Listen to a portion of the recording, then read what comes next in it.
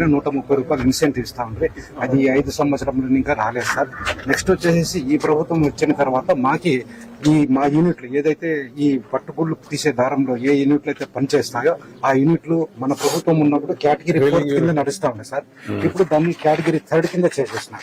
అంటే 2,500 వచ్చే current bill ఇప్పుడు మాకు కనీసం అంటే 20,000 వస్తా ఉంది సార్.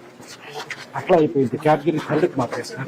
ఇన్సెంటివ్ కేటగిరీ 3కి మార్చేస్తున్నాం. మాకు ఖరీదు చేసే యూనిట్ల పైన దారం తీసి మేము అమ్మి మా జీవనోపాధి గడుపుకుంటున్నాం సార్.